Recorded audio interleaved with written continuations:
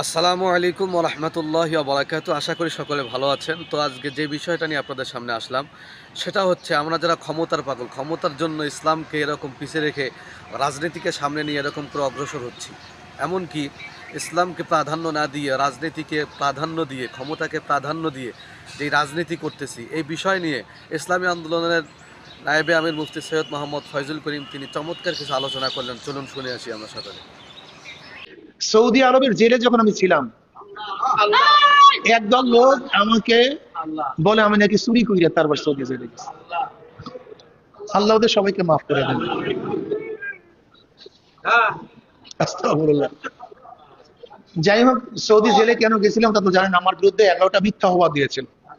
যখন সৌদি সরকার এটা জানতে পেরেছে, তখন তো দেখছেন সৌদির মেহমান এখানে আসছে, আমাদের কি সম্পর্ক হয়েছে, কিন্তু এটা মিথ্যা একদল লোক ছড়ায়।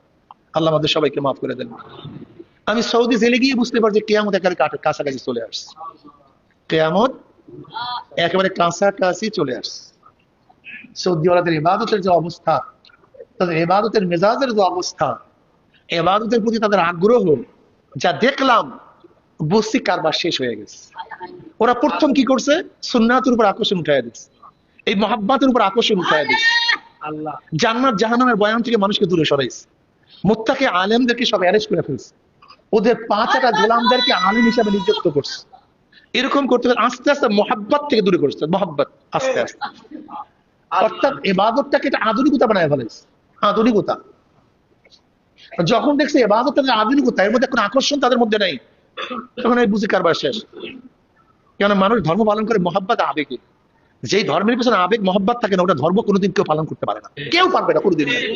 এটা যে ধর্মই হোক না কেন, ধর্ম পালনের পিছনে আবেগ থাকতে হবে, মহাব্বত থাকতে হবে। এই আবেগ এবং মহাব্বত যেই ধর্মের পিছনে থাকবে না, সে ধর্ম দুনিয়ার কেউ কোনোদিন পালন করবে না। এই জন্য ওদের মূল টার্গেট হলো প্রথম মহাব্বত এবং আবেগের উপরে কি করা? হস্তক্ষেপ করা। প্রথম গোটা সৌদির মধ্যে দেখবেন ওদের মধ্যে আবেগও নাই, সেই মহাব্বতও নেই। কেউর মধ্যে নাই তা না, কারোর মধ্যে নাই তা না।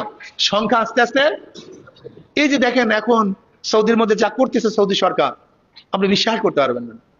আমরা যখন প্রথম গেছি সৌদিতে 2006-এ, এরপরে যে গেলাম, এই মাত্র 2006-এর পরে যা গিয়ে দেখলাম, এটাই তো আমি নিজেই পাগল হয়ে গেছি। যে দেখা গেলে বুঝতেই পারবে না সৌদিতে আসছে। মদিনার মধ্যে এখন অহরহ বিভর্তা মহিলারা, অহরহ। আস্তে আস্তে আস্তে আস্তে আস্তে আস্তে আস্তে আস্তে আস্তে একদিনে তো সবকিছু ধ্বংস হয় না ভাই। ইসলাম কি এই পর্যন্ত একদিনে আসছে? বিদায় কি একদিনে হবে? আস্তে আস্তে আবেগের জায়গা, মোহাব্বতের জায়গা থেকে আমাদেরকে এখন এই দুনিয়ার ইসলামকে দুনিয়ার সাথে একটা জড়াইয়া ফেলাইতেছে।